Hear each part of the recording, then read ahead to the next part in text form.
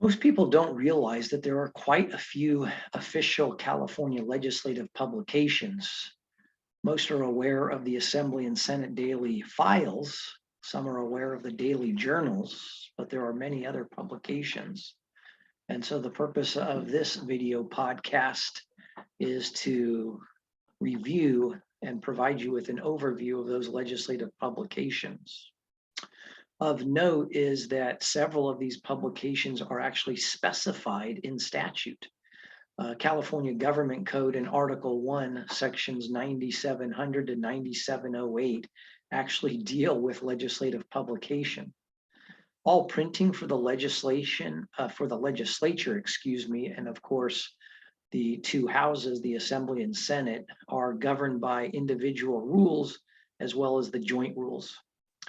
And the Secretary of the Senate and the Chief Clerk of the Assembly are charged with printing all of the legislative bills, resolutions, and constitutional amendments proposed by their respective members. All of the legislative printing is done by the SPO, the State Printing Office, which is actually required by state statute, by state law, to print the laws, including initiative measures, as well as any other printing that is ordered by either the state Senate or the state Assembly.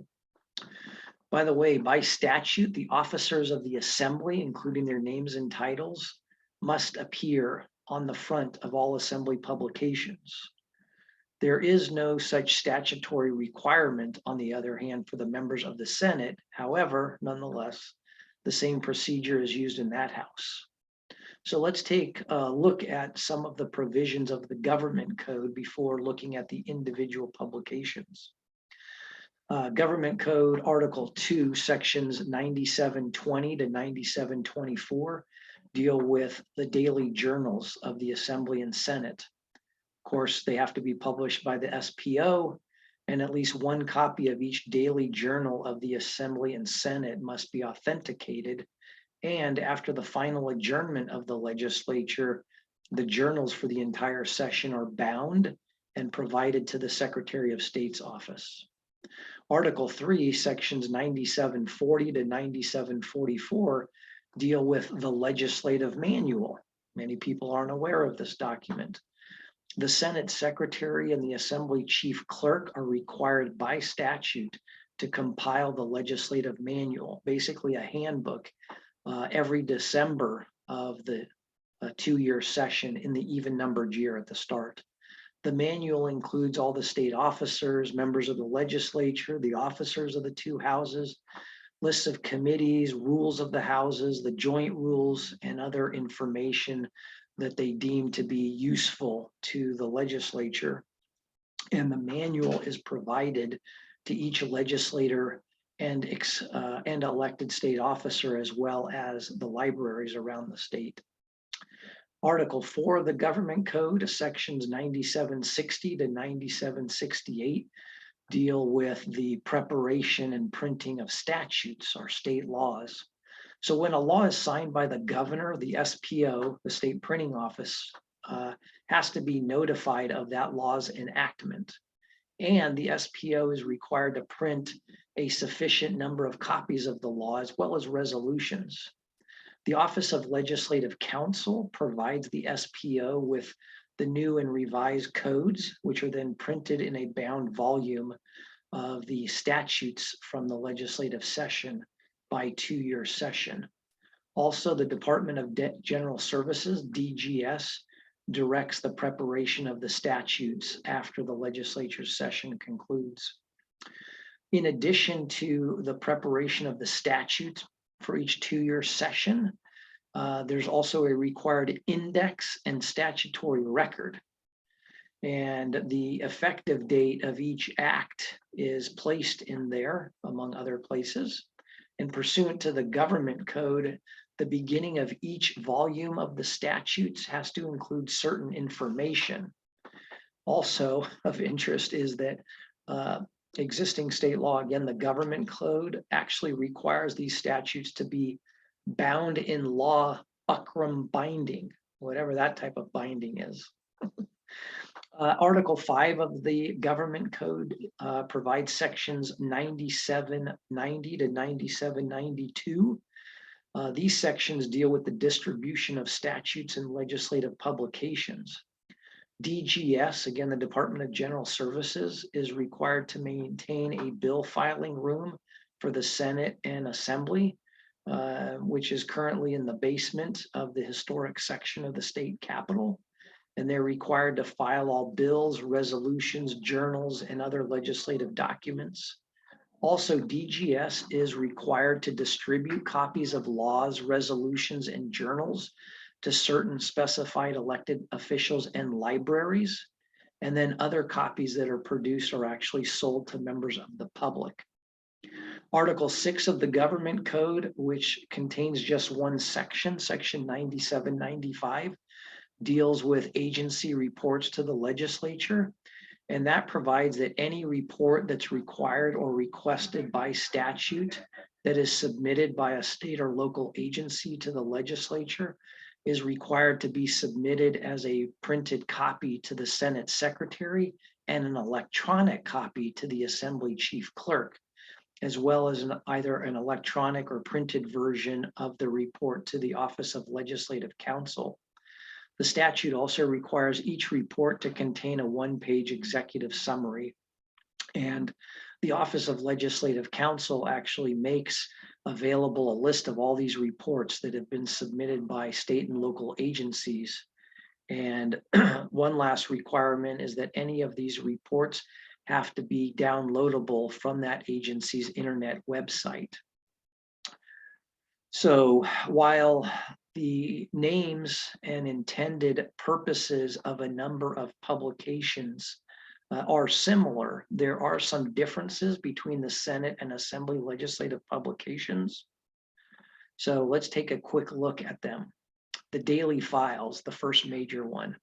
The daily files, among other things, set forth the agendas of the Senate and Assembly and contain information such as committee hearing notices and measures that are eligible for floor activity. When you pick up a hard copy or review it on the internet, the Assembly daily file and Senate daily file, you'll notice, are substantially similar. They may be different in the number of pages, but to the discerning eye, while some items may be the same, other aspects are different, and the order that the information is presented in is slightly different. The Senate daily file obviously is the agenda for all Senate business for every legislative day, and the agendas for the policy committee hearings, as well as measures that are eligible, are listed. Also included are policy committee memberships, the number of measures introduced, certain deadlines, a session schedule, etc. The Assembly daily file contains the officers of the Assembly, the order of business, perhaps a tentative schedule of session floor days, but not often, bills that are scheduled to be heard on the floor and in committee hearings. And don't forget, there are also daily files for extraordinary or special sessions once those are convened. The Daily Journal, the Senate Daily Journal is the official record of business for the Senate, and it's published on, as its name would imply, a daily basis. That is session days. And the Daily Journal includes bill introductions, parliamentary motions, roll call votes, both in policy committees and on the Senate floor. The Assembly Daily Journal similarly is the official record of the business that's been transacted in the Assembly on session days or check-in session days. Again, the Daily Journal also in the Assembly shows roll call votes, parliamentary motions, bill introductions, and other official actions taken by the Assembly. The weekly histories are a publication of both the Assembly and Senate. They provide a comprehensive list of all actions taken on every bill, resolution, and constitutional amendment. They're generally published weekly by each house. Whether you look at it on the internet or pick up a hard copy, you'll notice that they're substantially similar between the Assembly weekly history and the Senate weekly history, but there are some other aspects that are different. Again, the Senate history shows all actions taken on measures from the very start of the legislative session. It contains also information on gubernatorial appointments that require Senate confirmation. The history also has several useful charts such as tracking member bill introductions, the number of chaptered bills and vetoed bills. The Assembly history, of course, also has a comprehensive list of all actions taken on every measure. It's published weekly. Did you know that legislation dating back all the way to 1850 can be viewed by using the Assembly Chief Clerk's archive publication feature? There are a number of other legislative publications to be aware of. These include the Legislative Index, the table of sections affected, the statutory record, the new laws report. So what are these? So the Legislative Index provides a subject matter index of all legislative measures for the current legislative session, again, by subject matter. Similarly, but different, the table of code sections affected. This provides an index as well for each section of the Constitution, as well as the 29 codes and other uncodified laws that are affected by introduced measures, by bills or by constitutional amendments. The statutory record is also an index. It's an index of each section of the Constitution, the codes and uncodified laws affected by measures enacted by the legislature or those that were passed by voters. And the statutory record indicates the year and chapter or proposition number of the measure that affected a statute. And the statutory record is cumulative for a 10-year period. The statutory record is published in the Summary Digest by the Office of Legislative Counsel. The new laws report is a list of all bills enacted in a calendar year during the regular session of the legislature. And as you would expect, it identifies the bill and chapter number, the lead author, and a subject matter listing of the bill. There are a few other ones to be aware of. The Legislative Handbook contains biographies of all current legislators and officers, committees, their membership, the Assembly rules, the Senate rules, the joint rules, state officers, even accredited members of the press, details about prior legislative sessions and prior governors. And this has to be published at least once every 2-year session pursuant to the government code. There's also the book called The California Legislature, and it's an in-depth introduction to the legislative process and California state government. It's an excellent resource for the public.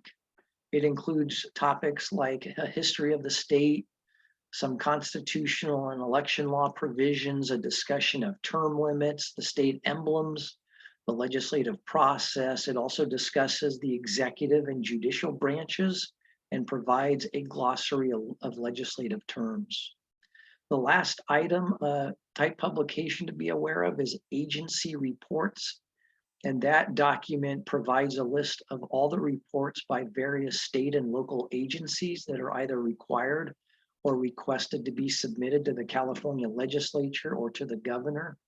And the document, the publication agency reports, is required to be maintained also pursuant to the California Government Code. So as you can see, there are quite a few different statutorily required legislative publications.